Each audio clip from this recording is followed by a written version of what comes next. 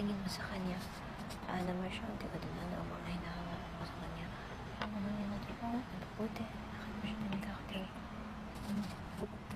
Baka mayak ako dito ah.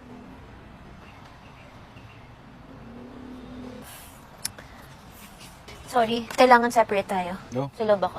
Gusto ko yung talagang totoo ah. Huwag ka na Baby pa. Baby pa. Talaga. Because I have every right to be. Pabe. Chareng. Sabihin mo na lahat ng gusto sabihin. Nanghinay lang. Chareng. Ikaw umiyak. Hoy! Grabe naman.